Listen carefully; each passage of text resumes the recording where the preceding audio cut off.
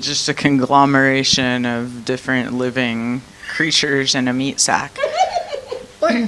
I mean, but isn't everybody? That's a cold open.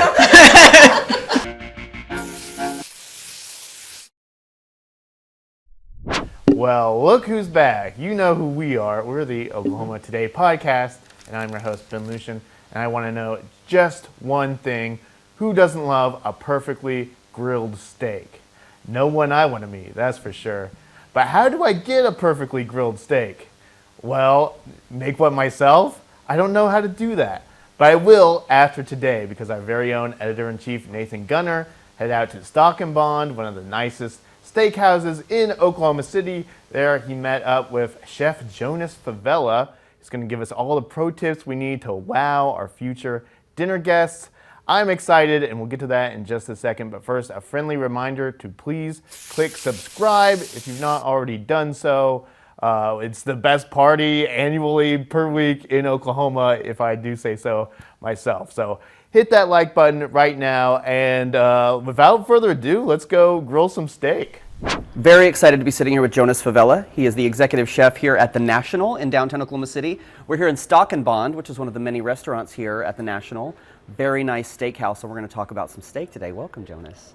Awesome. Thanks for having me. Thanks for being on the show. So tell me a little bit about, let's start off with just a little bit about your journey, like kind of where, like how did you become, You know, how did you get this incredibly cool job, I think is what I'm actually asking. well, I got lucky, Okay. to be honest. I got really lucky with this one. You know, my journey started when I was about 8 years old, recreating my grandmother's oatmeal wafer. I had this cookie of hers that I loved so much that I wanted to learn how to make it because she wouldn't make it for me every time I wanted it.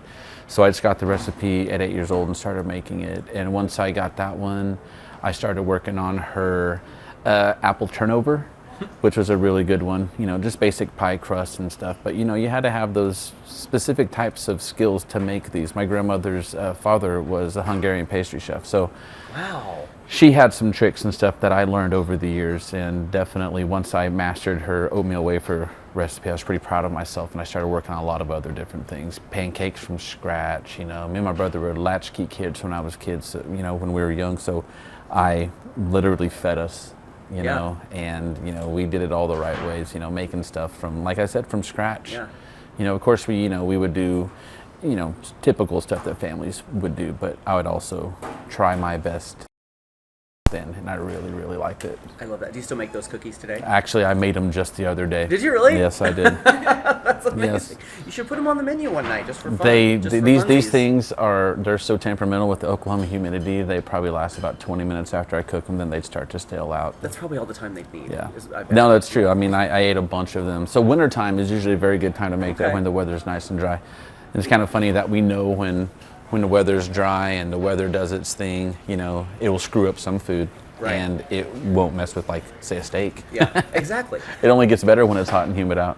Boy, and this is the season for grilling steaks. It is. Right? This is Definitely. This is the time of year when you really, like, I feel like every night you get home and you can smell someone in the neighborhood is out there. Oh, it's grilling probably steaks. me getting off of work, smelling all of those steaks on me, you know. So, but grilling, it's intimidating, right? And we're here in one of the best steakhouses in the state. Right? You know, and so this feels I- like the place to talk about I this. definitely hear what you're saying about intimidating. You know, me, since I see it every single day, it definitely isn't intimidating for me. But, you know, I know everybody doesn't deal with steaks or butchering or grilling on the really high temperature grills like I grill on, you know.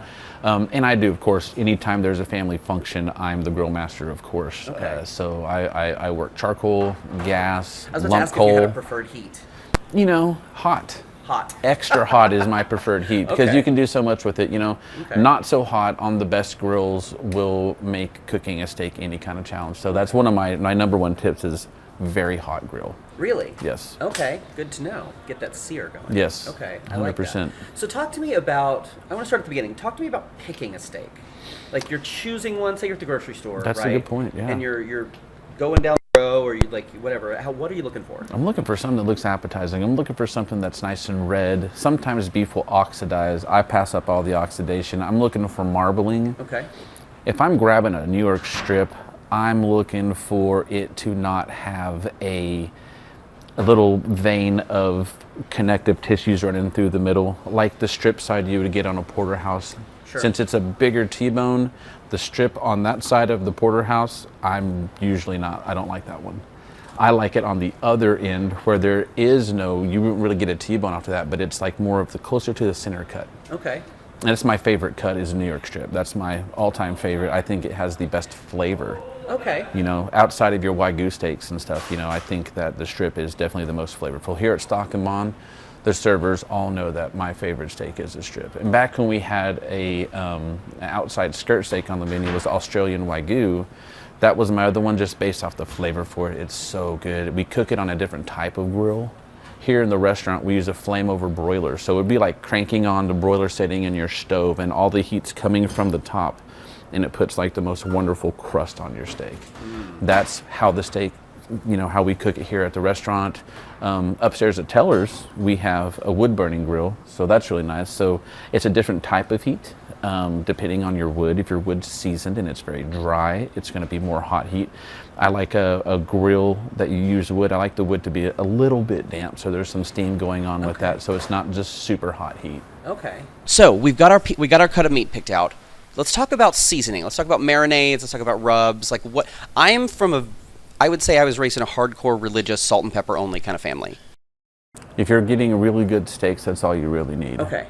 Sometimes marinades are going to be used for breaking the protein down a little bit on meat that's not like your New York strips, your ribeyes, your fillets. Yeah. Those are non-economy meats, I guess you could call it. There's some meat that does like a short rib or inside round. If you're making some sort of pot roast or something where you need to cook meat for a long amount of time, then that meat needs some help. But if it's something you're going to cook it to 125 degrees and have a rare, and all it needs is salt and pepper. If you're getting a good steak like we do here at Stock and Bond, we use meats by length. They're based out of Chicago. Okay. They have a genetics ranch, in Byron, Oklahoma, the Blue Branch Ranch, and we've gone there a couple times. We go there for training and stuff like that. And so the cool thing about this, if we're talking about meat, this company, Meats by Lentz, they do generically verified Black Angus. So a lot of companies are looking at the cattle and saying that looks like it's all black, so that's Black Angus, where the company I'm using is testing their blood, and they're making sure that it's a good Black Angus beef, and they put a lot into it. Genetics in the beef industry is huge. It's very, very big. So salt and pepper here at the restaurant is strictly what I use. If I'm grilling a steak at my house and I'm pulling out the Weber or I'm doing a burger, I don't know what it is. It's some sort of Greek seasoning that everybody's seen it, and probably everyone has it in their cupboard, and I use that, Lowry seasoned salt, black pepper and salt on like a burger or like a steak at my house or something like that. Because I'm going to I don't take food from here to my house to cook. I never do that. But if I'm going to like Crest, is where I like to go to get my meat. It's one of my most trusted places to buy outside of like your Whole Foods. I don't live close to a Whole Foods, so I wouldn't go there and get it. But I trust it and I think it's good, so I usually stick to salt and pepper. That's amazing. Yeah. Let's talk about doneness, because I know there's a lot of there are people who get angry at the idea of well done steaks. And I'm a medium rare guy myself, so I don't understand it, but I accept that it exists. So do you have thoughts on this, or are you kind of like be free and choose what you choose? Me personally, I like a medium rare to medium is how I eat my steaks. I understand in my role here as executive chef in the building that it's not what I want, it's what our guest wants. So if someone wants to order a well done or medium well, I have no problem making it for them. We're going to try to prepare it the best that we can. There's a couple challenges. When you're cooking a well done or medium well steak, is that how long your steak's going to be on the grill. So there's some stuff you have to do with it. You have to turn it more, if you're using a traditional char grill, that's going to put grill marks on your steak. We call them quarter turns. So if you start off putting a steak one way, cooking it this way, grill grates are going this way, you turn it, you're going to get the diamond. And it's called a quarter turn. Then you flip it and you quarter turn it again. And that's how good grill marks are put on a steak, if you're just using the straight, grill grates like most people are going to use. Some of the grill grates are kind of diamonds, you don't have to do that. Sure. Like a lot of the hardcore meat smoking guys that deal with briskets and stuff like this, they probably have grills like that are already crossed up, they have the offset smoking part so they can smoke and everything like that, which is very important. A lot of people are doing that nowadays, but it takes a lot more time. Okay. Slow and low. How much steak do you serve here a week? A lot. I mean, if I were to look, How many cows? No, I'm just kidding. a lot. Each tenderloin, we have on our order that we have coming in, we have 8 cases of 6 packs coming in. That's so each box is 3 cows, and we're getting 8 of them. So that's I'm just to come every night to help out. Yes, and we butcher everything that we have. If it has a bone in it, I have meats by Lentz cut it for me. But if it does not have a bone in it, then we butcher the steak down, we trim it all the way down, we take the fat off of it. So, we do a lot of family meals here for the staff. I like to feed the cooks and servers and managers. We do that in both of our locations. So, of course, they're going to have a lot of ground beef. We do a lot of tacos. We do a lot of things that would resemble hamburger helper. And then sometimes if we have trim that we don't grind up, we'll do fajitas, we'll do stir fry. But we try to use every little bit of of the beef that we have. Like if I trim a lot of fat off, I save the fat, I render it down, I mix it with butter, herbs, garlic, and then I brush it on every steak as it goes out. So that's one of the things that we do that's different. A lot of steakhouses use straight butter, and that's all they put on there. But I look at all this extra beef fat that I have at the end of every single day that we trim, so we render it down. There's times where I have a little portable countertop fryer that I'll fill up with strictly beef fat and deep fry French fries in it, and it's one of the best things ever. Another thing that people, it has nothing to do with grilling, but a beef fat deep fried hamburger is something to die for. It's like you season it like you would, you drop it in your fryer, you let it go up, it gets a really nice crust on it. As soon as you bring it up, put your American cheese on it, that's what I like, and it just almost instantly melts on top of it. It is one of the best things that I've ever done. I think I just died. Beef fat fried hamburgers. I think I've died. Yeah, Wow. it belongs in heaven. It's that good. I'm gonna have some notes if I get to heaven and that's not part of the menu. There's a lot of places nowadays you can purchase beef fat fryer oil. It's a blend of just beef fat, and it imparts a really good flavor. And there's another thing that people like to use duck fat to do the same thing. Okay, yeah. And very similar thing. Of course, duck fat is very expensive compared to beef fat. Super tasty. Yes, it is. Is there anything here on the menu that you kind of want to nudge people toward? Like, is there anything that you have a special place for, that you really love, and you're like, oh, I really love it when people order this? Our American and Wagyu, or American and Australian Wagyu. Okay. That is something I think is really special. Not a lot of places in town are going to have that. We'll do the big 3. We'll do the American Wagyu, the Australian Wagyu, and then we'll do the really fancy high-end Japanese Wagyu. That stuff that is like mostly marbled, more marble than meat. So. That's really, really good, and the flavor they have with these things are delicious. And our number one seller here at the restaurant is going to be our smallest filet. In this case, it's an 8-ounce filet, which is super popular. It's the easiest steak to eat. It doesn't have as much flavor as a strip.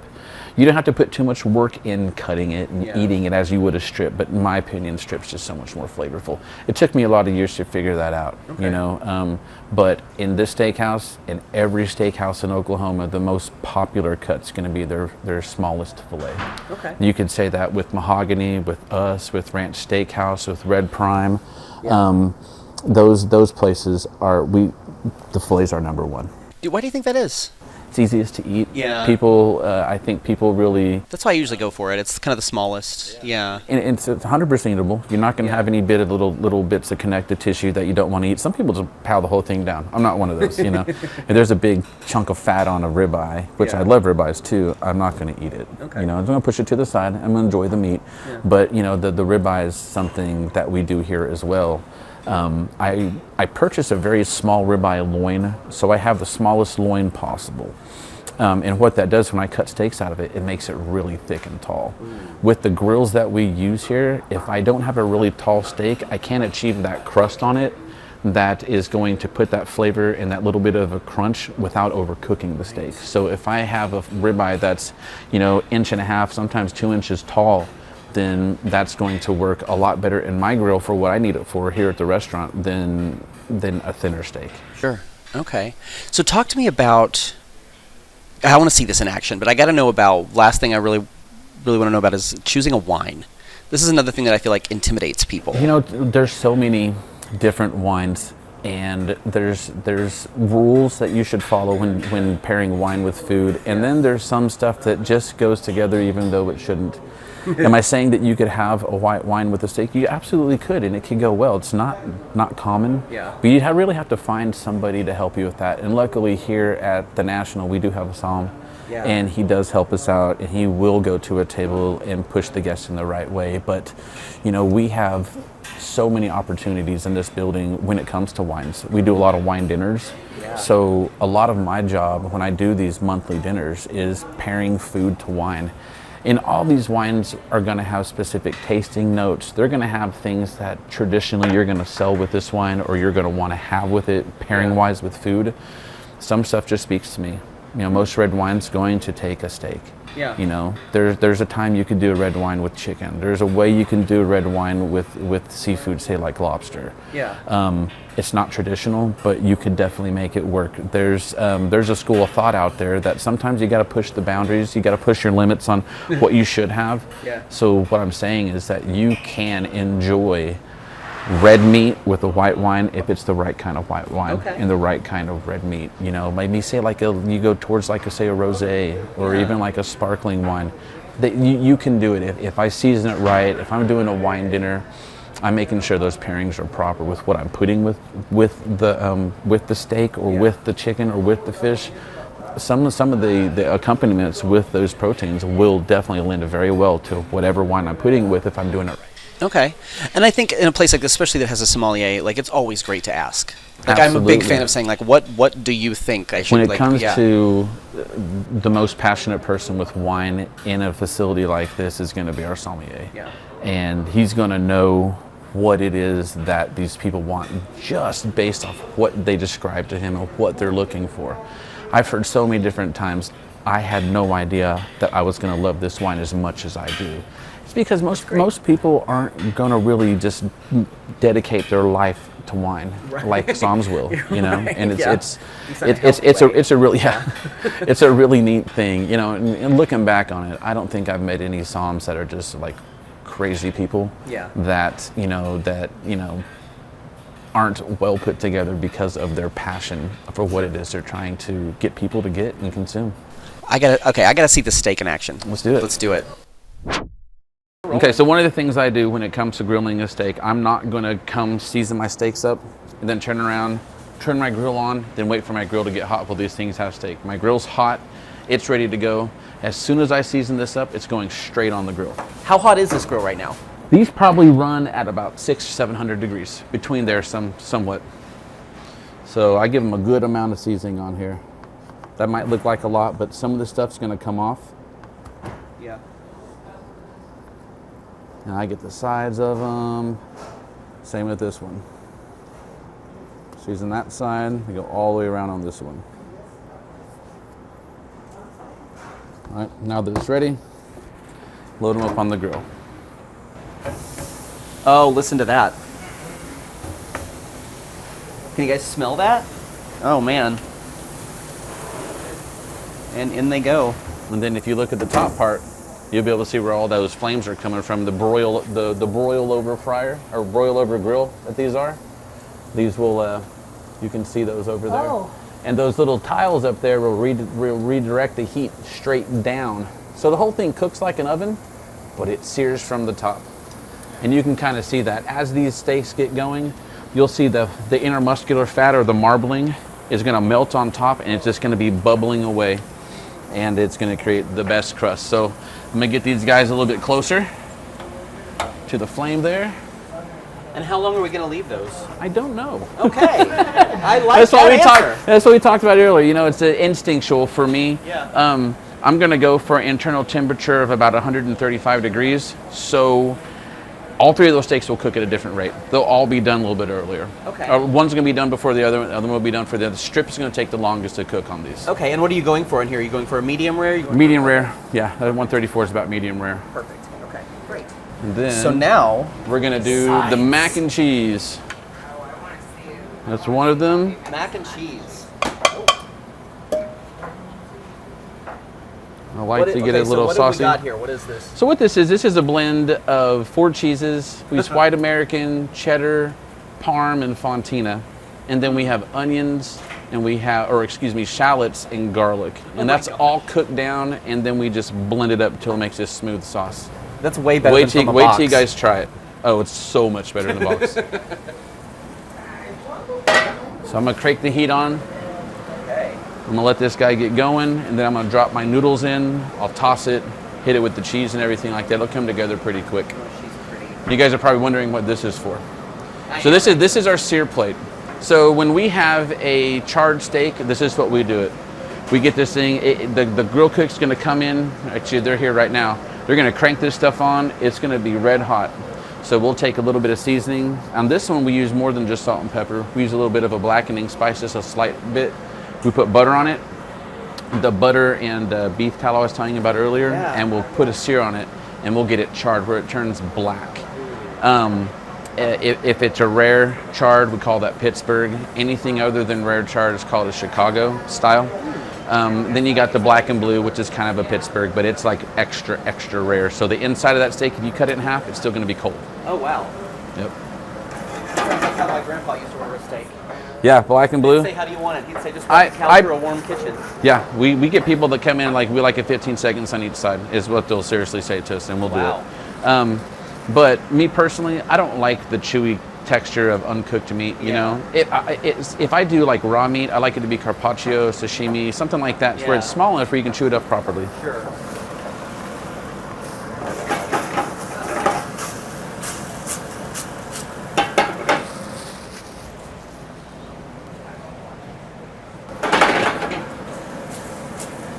So I'm just warming it up in the sauce, and so I'll let you get a smell of this. This is the only... Oh, Megan.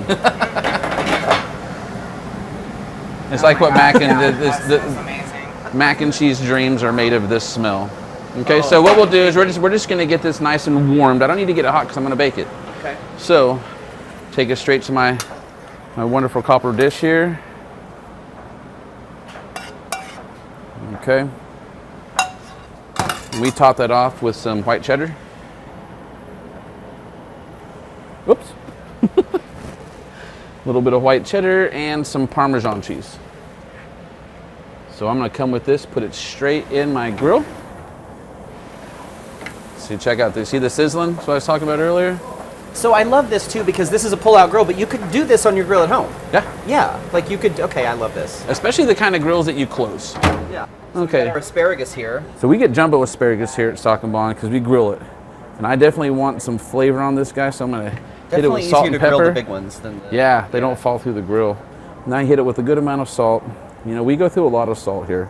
We make sure everything's seasoned properly. I know a lot of the salt's gonna fall off of this, but I want people to taste the food here. So get it coated, and then I'll just put it in the grill. For this one, I'll put it in the back on this one, just so it will start to come together.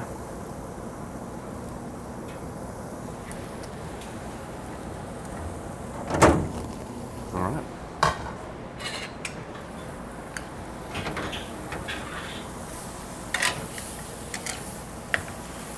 This is, I'm getting hungry. Right, it is very a uniquely American thing. Oh my gosh, look at that. It's getting there. It's got a little bit of time to go. I like the cheese to get a little bit more color to it. So have you had people in here from around the world? Yeah, we get a lot of travelers. We get a lot of business people coming through here, and people that kind of, you know, get excited about a steak. Yeah. Know that when they come to Oklahoma, they're going to get a really good steak. Same thing with Texas too. Sure. You know, nothing against Texas. I think we do it better. But, I have something against Texas. but if you look at these steaks now, this fillet is getting close. This ribeye, what I do is I can tell by touching it. See how it springs back up kind of quick? Yeah. If I look at this fillet and do the same thing, I poke it down, it's going to stay down. It's because it's not hot enough on the inside for those proteins and everything to kind of flex on you. For the strip is a different cut. Strip's going to look like it's bouncing back, but this is more undercooked than both those steaks. This is probably not even rare yet. You can look from the side here how much it's actually cooked. Oh yeah, that is dark red. Mm-hmm. Yeah. But in my experience, in my time cooking, strips take the longest to cook. But this one is almost there, and the fillet too. So this guy's done here. Oh my gosh. So let's talk about plating, because Yeah. obviously y'all do such a beautiful job plating your dishes. But for those of us who are maybe trying to impress a little bit at home, any tips for plating, making it look a little bit nicer? You know, a lot of times, you know, as you're looking to put that in a copper dish, Yeah. a lot of it's the dish that you use. And I like to really let food speak for itself when it comes to plating it up. Like, what else do I need to put on this ribeye in order to make it look better? I can't imagine anything that would Nothing. make that look better than it already looks. Nothing at all. I mean, Amazing. you know, and when you're in the right kind of environment and, you know, you're serving a good product, I mean, you don't really need it to be anything else. It is what it is. So it's all about confidence. I mean, yeah, I could put microgreens all over these. It'd make them look prettier, but it's not going to improve it any. It's going to probably get in the way of a lot of that stuff. So, grilled asparagus. Masterful. Look at that. This is now for grilling's sake Oh, that smells so and good. for what we do here. I'll leave it just like this for you guys, right? But here at the restaurant, we put béarnaise on it. Béarnaise is a tarragon reduction with white wine and onions that we mix into hollandaise, and we'll put that right over the top. Oh, wow. But I prefer asparagus all by itself. I kind of do too. Yeah, I don't think it needs much. It's got such a good flavor on its own, you know? So what was your first job in a kitchen?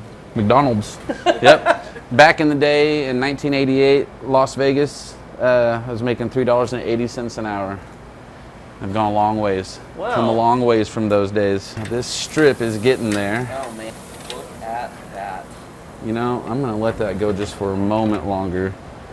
So do you have a favorite restaurant of your own around town or two that you're a really big fan of? Yeah, I do, and it's nothing like this.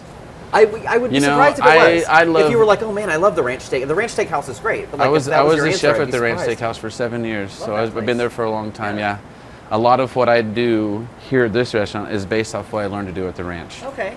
And that's sourcing good beef, finding prime ingredients. You know, if I'm going to have prime steaks on my menu, then I'm going to have the best asparagus I can find. I'm going to use the best creams I can find, the best cheese, the best Sure. veggies, everything, the best seafood. Super important to me. But my favorite restaurants, if I'm going off on my day off, I love Sheesh Mahal. Yeah. Love that I live place. right up the street from that place. It's great. I usually eat myself into pain when I eat there. Another one that's lots of fun is Mader in Yeah. Plaza District. It's one of my favorite. Jeff Chancellor, the chef owner of that place, is an amazing person, and he's also a very talented chef. So Yeah. I never have a bad experience when I go there. And then I go to my little places like Chinese. I love Lido is very yeah, fun. I was that's there amazing. last night. That's They got a facelift. I'm not sure if Yeah, I like they got it, new but the owners, food is yeah. exactly the same. Yeah. And the servers there are the same. So I'm assuming they just did a facelift for that place. And then, what is another one of my There's favorite a great places? place around the corner from there called Szechuan Story that is Yeah, unbelievable. I've had Szechuan Story. I So really good, like yeah. that. Okay, so here we are. This is our Delmonico ribeye, or just a regular ribeye. We call it Delmonico here. This is our New York strip. Both these are 16 ounces. And this is our 8-ounce filet. We also offer a 12-ounce filet here, Okay. but we probably do 3 times more 8-ounce fillets than a 12-ounce. Yeah. It's a lot. 12 ounces of that meat is a lot. You know, our fresh rolls that we have that are sitting right over here, they're about to be baked off for service tonight. Really good. This is a Parker House style roll. We put butter on it when it comes out of the oven. Top it off with Maldon salt. It's a really thick, flake, coarse sea salt that is absolutely wonderful. And you know, you're in for a wonderful night here at Stock and Bond doing something like that. Wow. Chef Jonas Favela, thank you so much. This Yes. is beautiful. You got to come to Stock and Bond. You got to have a steak. Do Thank it. you so much, Chef. Yeah, come in, ask for me, ask the servers what my favorite steak is. They're going to tell you it's a New York strip. All right. Well, that was a lot of fun. And a little known fact for the viewers out there, the Oklahoma Today offices used to be based in the building that Stock and Bond is now found in. Yeah, buy us a beer sometime. We'll tell you the story about moving out of there over a weekend. Yes, we were on the 6th floor Of the First National Center. of the First National Center. Freight elevators were the only thing working by the time we left. They weren't. and we had to bring our own toilet paper. Yep. It was quite an adventure. But They- it's a much nicer building It's a now. much nicer building. Yes. Building now. It's It's a- a lot better now. It's a beautiful building. They've done a lot of Glad work they to were it. busy. Yeah, it reminds me, walking in there reminds me of like, especially during the holiday season, like Home Alone. I don't know, it's Yeah, just yeah. like so ornate. Yeah. in there. Yeah. But it It would be is- a much bigger deal now if Donald Trump walked up. It would while be. you're walking through there. A much bigger deal than it was. It in would, that it would be Home Alone. quite notable. Yeah. Yes, It is very regal inside. it is indeed. Well, staying on the subject of food, we've already seen what a pro chef can do, but now I want to know what the OKT team can do in the kitchen. So our question of the week this time is, what is your favorite thing to cook? Now this can be, something fancy. It could be like a baking something. It could be a microwave dinner. Like no judgment here. Just what gives you some joy in the kitchen? Editor-in-Chief Nathan Gunter, why don't you lead us off? In my marriage, I'm not really the main cook, but I am the baker in the house. So I really like to yes. bake, and you guys have reaped the fruits of my baking hobby from time to time, and probably will again soon. But cooking, I really love to roast a chicken. I just did it last week, and I'm really good at it. Yes. Urban A whole Agrarian, chicken. Yeah, Urban Agrarian has great fresh local chickens that you can get, and I always try to do as many local veggies as I can. So I'll literally do like a farmer's market roasted chicken. So I get potatoes and onions and celery, and I love to do what else? Shallots, and just make it this really nice bed to kind of rest on while it roasts, Yeah. and then you get all those schmaltzy vegetables, right? And that's really why you do it. Like the chicken's delicious. And you brine it the day before and let the skin get good and dry so it's nice and crispy, all that stuff. And I cut the skin open and put pats of butter under it, Ooh, right? yeah. So that's a tip. That is a good tip. And then I rub it with salt and pepper and cracked rosemary. And then I just do all the. I pour a little bit of wine, a little bit of garlic olive oil in the veggies.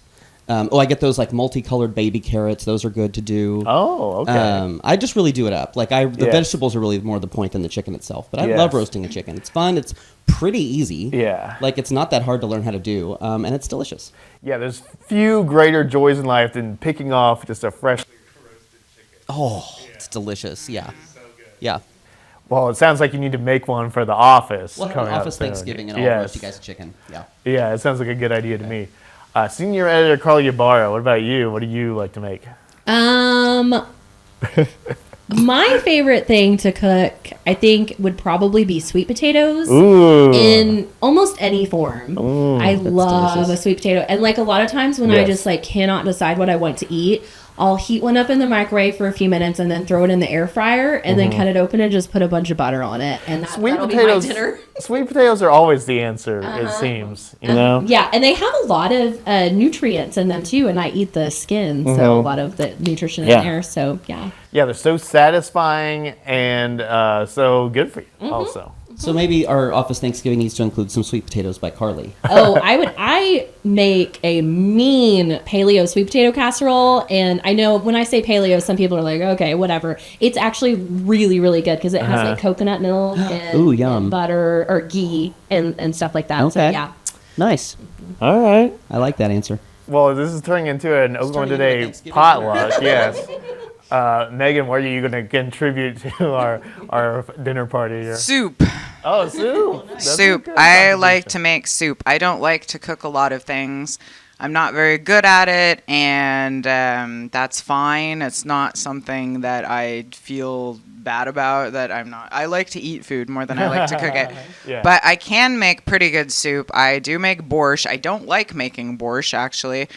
But I made a really good Italian sausage soup with spinach and sun-dried tomatoes and cream. It had whipping cream, and that was just, I need to make that again because I think that was probably one of the best soups I've ever made. Now explain something you said. You said you make borscht, but you don't like making it. I don't like making borscht. It is very labor intensive. I don't have a food processor because I break them before I can use them. And so I have to grate all the beets. I have to chop up It's just a bunch of vegetables, and it takes me hours and hours, and I really feel like I deserve the soup by the end of it. It also makes a big mess. Yeah, and Yes, because the yes, beets, like, it makes it look like you killed somebody in your kitchen. Like, I always dream of somebody coming to my door while I'm in the process of grating the beets, and I have to answer the door, and my hands are covered, and, like, I look like I'm covered in blood, and I'm like, get out of here, AT&T salesman. Like, can't you see I'm murdered? Well, never mind. Whoa. Sorry, I forget where I am. Yeah. Yeah, keep that one under wraps. huh? Yeah. I'm just making borscht. I'm not doing So what do you get out of the deal? The borscht deal? I get the food. Oh, okay. Well, that's why I do it. Like, Yes. there's no one else to do it. If I could buy borscht from someone, I would. Right. I don't want to make it, but other soups, like I like French onion soup and chicken noodle soup. It's just borscht is really, it just takes so long. Yes. And so that's the part of it I don't like. Right. And that's all I have to say about soup. Well, we'll pitch it over to Kirsten, who's not gone yet. Kirsten, do you get joy out of what you make, or is it another hate relationship? I feel like I get joy out of what I make. I am with Nathan. I prefer baking to like cooking or grilling or anything. I would much rather just like bake something, which we don't eat a lot of sweets in our house, so I don't really bake a whole very often. Like sides, normally I'm on sides though, because normally in our house, Drew is like gonna make our main deal, which is usually something on the grill, which is why he does it. He can do that all he wants. I don't care. And then I'm usually on sides, but one of my favorite sides is usually jalapeno poppers. I love making it does take a while, and sometimes it gets annoying, but I do like making them. That was the funniest noise. Yes. I mean, that's the sound. That's the noise I hear in my head when I This is the barbershop triplets over Four here. Homer Simpson. Yeah. Nice. Jalapeno poppers are delicious though. Well Yeah. What about you, Ben? What you making? Well, I like to cook. I'm in the kitchen a lot. I live alone, so if I don't do it, no one else is.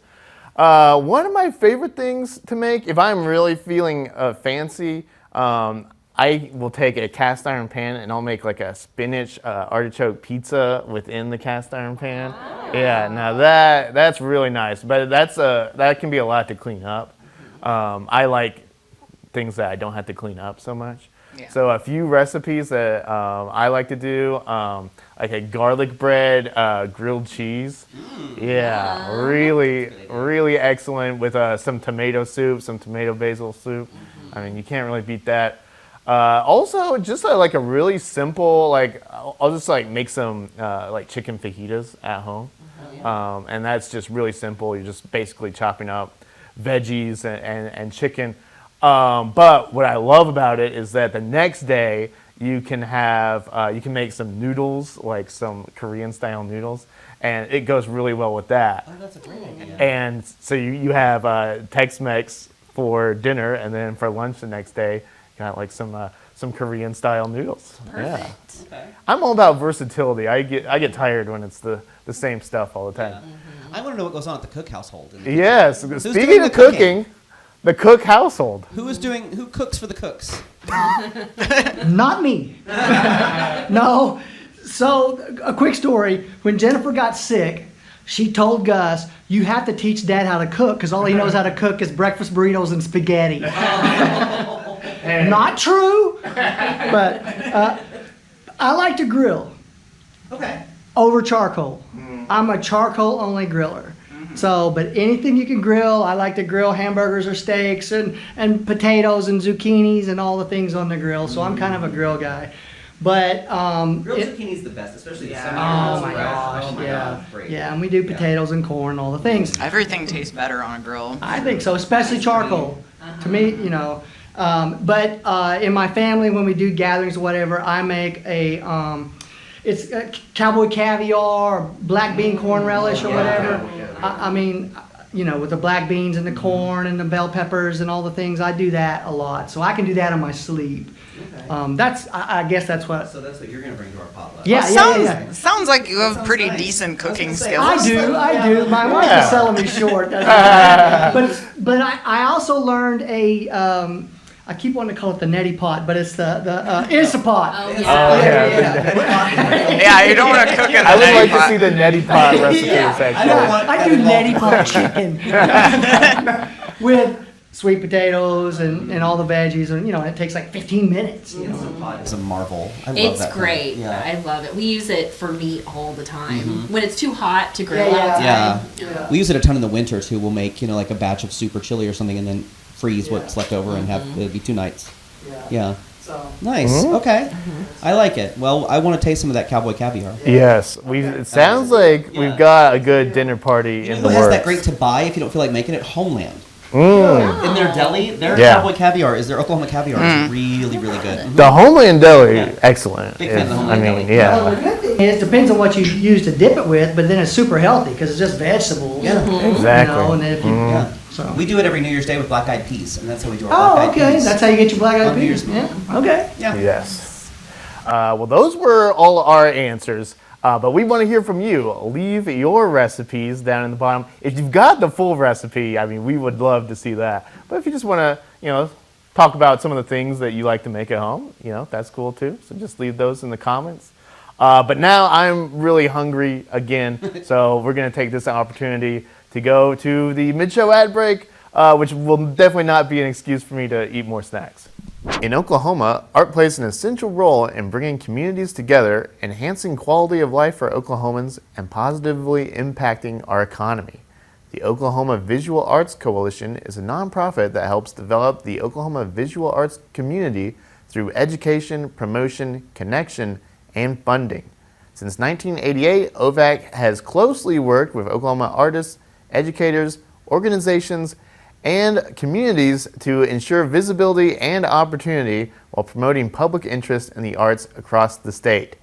To learn more about how the Oklahoma Visual Arts Coalition supports artists and to personally contribute to a growing Oklahoma arts scene, visit ovac-ok.org and follow OVAC on Instagram, Facebook, and Blue Sky. All right. Well, now it's time for the part of the show we know as Podvents. This is where we go through the travelok.com event calendar, pick out a few of our favorite gyms. Is there anyone who'd like to go first this week? I will. Megan's going first. Yes, We'd I love to hear am. it. So my event is the Cherokee Homecoming Art Show, which is an annual art show in Tahlequah, and it's at the Cherokee Springs Plaza, August 9th through September 6th. And just whatever you can imagine in terms of art categories, it is here. They have pottery, they have sculpture, they have paintings, they have drawings, they have textile art, they have, let me look at my list to see what I'm forgetting, basketry, beadwork, all sorts of things, and just mixed media at they have traditional arts categories. So like if somebody makes like a flute or some like an instrument, like it's a ton. And these works are for sale as well, which is exciting if you can afford it. And some of the past show winners have included Roy Boney, who we love very much, Daniel Horsechief, Martha Berry, Carolyn Pallett, Jennifer Thiessen, and Troy Jackson, who was the 2024 winner, and he's also won a couple times before that. So it's just in terms of really great Native American art, it's hard to beat this show. So if you are serious about it, or if you're not serious, if you just love art, it's you're not going to go wrong going to this show. And the website is homecomingartshow.com. So I would highly encourage anybody who can make it out. August 9th through September 6th, that's quite a you've got some time to go check out the show. So it might be a good chance to, introduce yourself to your new favorite artist. Yeah. Oh, yeah. No, that's her. I think that show is how years and years ago, it was either that or the Trail of Tears art show was how I found out about Roy Boney, because he had done this amazing picture of Andrew Jackson. I have a print of it in my living room. Yeah. So yeah, alongside an original Roy Boney drawing that you and Steffi gave me. Oh, that's right. Yeah. So yeah. Yeah. There you go. anyway, Well, it really is one of the best art Yeah. things all year long. it is. Cool. And you get to go to Tahlequah. Yeah. That's always fun. Yes. Everyone loves Tahlequah. Yeah. Senior editor Carl Ybarra, what is your event this time? So my event starts with a question. And sorry, Kirsten, I'm going to have to leave you out of this one because you are not really a 90s baby. So for the rest of us who were actually sentient during the 90s, what is the song that like you hear it and you're just like instantly transported back? Oh boy. Oh, There's a lot. There are a lot. There's too probably, Britney Spears, Oops, I Did It Again, something like that. Yeah. A lot of boy band stuff for me early on. Like that. I don't need to fall at your feet. Yeah. Go West? Yeah. Yeah, Go West. King of Wishful Thinking by Stuff Go like West. that. Yeah. Okay, I'm gonna put "Come as You Are" by Nirvana out. Oh yeah, Nirvana definitely. Soundgarden, but also, Alice in Chains, all the grunge. For whatever reason, and I don't even like this song, but that do do do do do do do. Oh yeah. I don't even like it. yeah. It's Third Eye Blind. Someone says Yeah. 90s to me, that's what comes into Yes. It's not my favorite, No, but there are a lot of bad songs that remind me of the 90s, to be fair. Yeah. Like Chumbawamba, like the Chumbawamba. Tub Thumping? Tub Yeah. Thump. Was that the 90s? It was. Yeah. There were also a lot of good songs of the 90s. There were a lot of There were. It's a good decade for And I music. know for me personally, there are probably three that more so than any other song represent the 90s, and that is Run Around by Blues Traveler. I will always hear that harmonica in my head. Running around in my head, yeah. I like coffee and I like tea. Yeah. Hey Jealousy by the Gin Blossoms. Okay. Uh-huh. And to Two that. Princes by the Spin Doctors. They're great. Uh-huh. Yeah. Well, guess what? You have the opportunity to see all three of them at once in my gosh. one place. It's a pretty momentous occasion, so you should definitely take advantage of it. At the Lucky Star Casino in El Reno on August 9th, you can see Blues Traveler, Gin Blossoms, and the Spin Doctors all in one evening. And tickets are but a scant $48 to $216, depending on how nice a package you would like to get. Right. But if you want to buy tickets, go to luckystarcasino.org, and you should probably get tickets now because 90s kids are rejoicing all over the state. Yes. So, Already. All right. Nice. Yeah. That sounds like fun. I actually saw Blues Traveler live one time. They are really, really talented. did you? Yeah, they performed at Okay. my college when I was in college. I mean, they really dominated there for a minute, and like, there's a reason for that. Their Yeah. music is super, super catchy. Yeah, so. it was kind of, for me. I don't think this is probably true for everybody, but for me, it was one of those like I'd never really thought about them. I didn't dislike them at all, but I just never really given them any thought when they weren't right in front of me. Yeah. And I kind of changed my mind about it. Like I was like, oh, okay, these dudes are like really, really talented. Like they're good. Yeah. So it was a good show. And who doesn't love a triple bill, right? Yeah, That's right. exactly. That's right. Yeah, it's powerhouse bill for 90s babies for sure. Well, Kirsten, we're sorry to have kicked you out of this last one, but I will give Kirsten props because we've discovered recently that her ears can detect frequencies that us olds cannot. Thank goodness. So in the office, she's been hearing all sorts of things that I guess exist that we don't know about. No, there's a light that beeps by my desk when we're at the other. There's a Yes? No, I No. We know, yeah, right. light. I will trade y'all places. You can hear it. I swear. Oh, I bet I am always hearing weird high pitched sounds, so I bet I would hear it in yours All right, too. well, we'll check it out later. There we go. But- What does one of the bats among us have to say? Right. But what is your event, Kirsten? Well, I have the River Sport Nightwater event. Oh, that sounds like fun. Yes. So they've actually been doing them all summer on Thursday nights. They're from 6 to 8 at River Sport OKC, obviously. But this one is actually going to be the last one, according to their calendar. okay.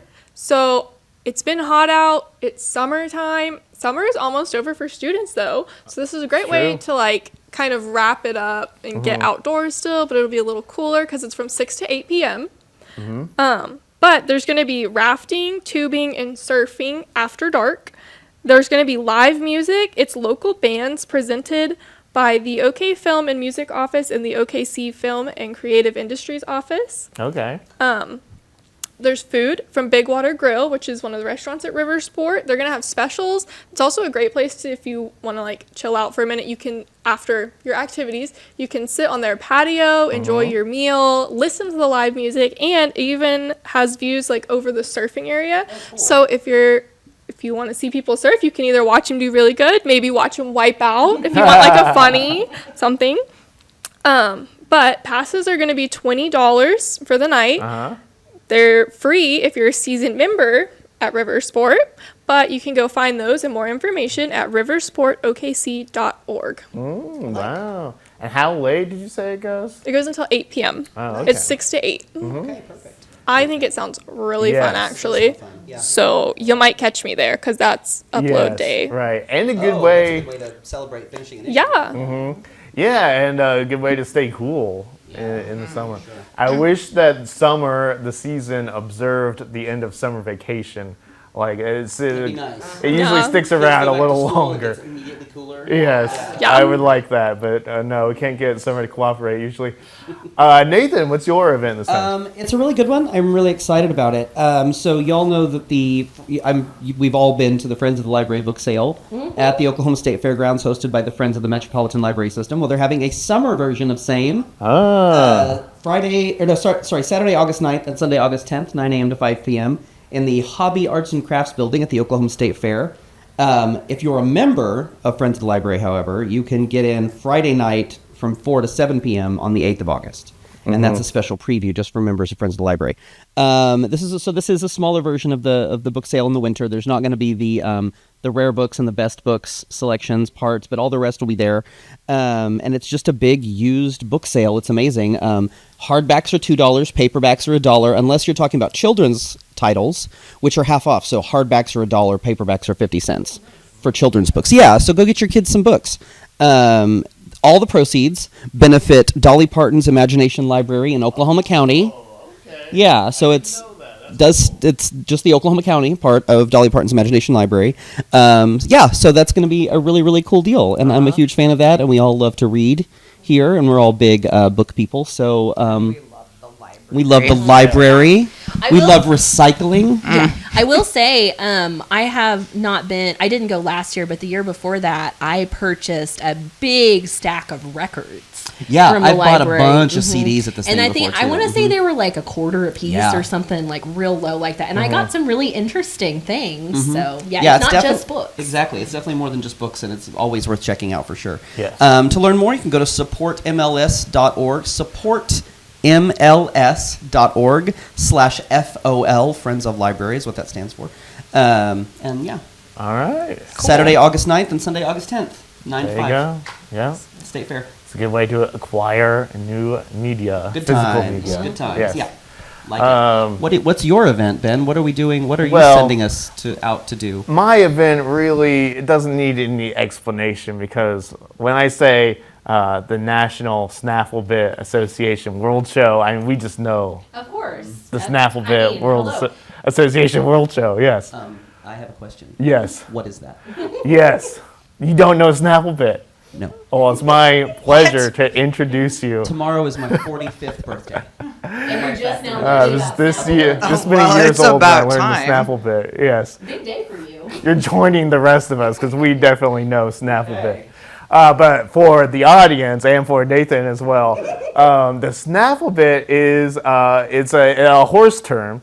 It's the part that you insert into the horse's mouth that sort of controls the rein. It's part of the tack. Okay. So the National Snafflebit Association is a equestrian organization, and they stage events that are specifically related to the Western pleasure style of sort of equestrian showmanship. So there is over a week of horse showmanship activities going on at the Tulsa Expo Center for the World Show that they're putting on. And as part of that, they will be handing out over $1.5 million of cash and prizes. Yes, combined throughout all the categories. So yes, you can make some pretty decent money if you do well in the Snaffle Bit Association show. It's a big trade show going on. All this at the Tulsa Expo Center.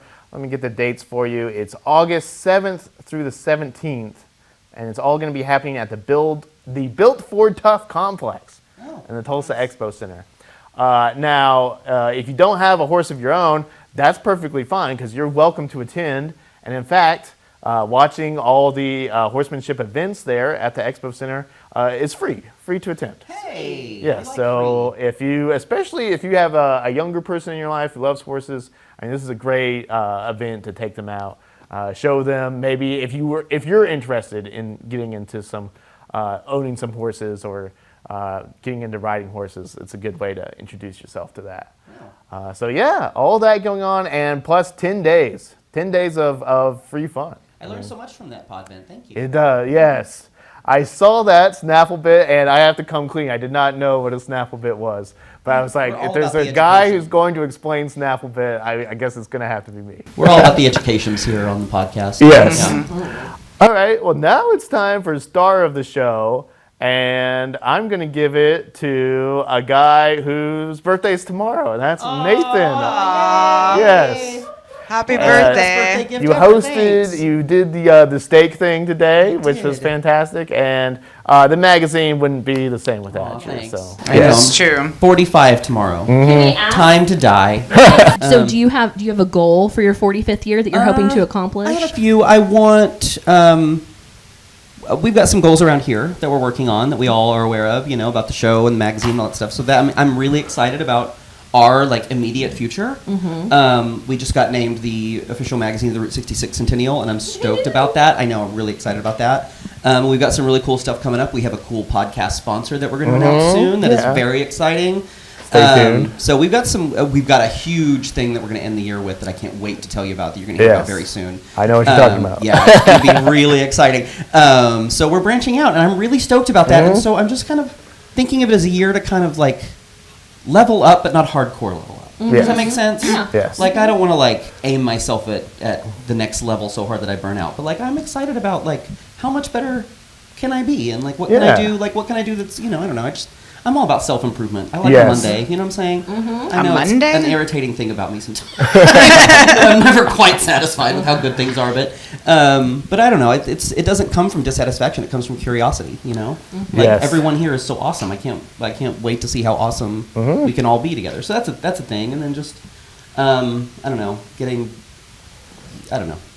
staying healthy, staying financially healthy. All those things are important in your 40s. So yeah. Well, we think you're awesome too, and you just keep getting better. Yeah. I love you guys. Thank you. And so now much. you can start 45 as a champion. Yay! Or a Start star, the at show. least. Yeah. Sorry. We're all stars. Yes, we are all stars, whether it's been acknowledged formally on the show or not. I mean, we all sing. Yes. I wasn't meaning to take away from your star. Yes. No, we are all stars, and it's hard. It's Sorry, hard that to was one of acknowledge those them all things the I time. said. I didn't think about what I was saying. Well, that's all we've actually got for you this week. This has been the show. Known from here to Morrison, home to the Vintage Steakhouse, as the Oklahoma Today podcast. Head to oklahomatoday.com or pick up our latest issue on newsstands right now. You can send your feedback to oktpod@travelok.com, and we'll talk to you again next week. Goodbye. Let's get some steak.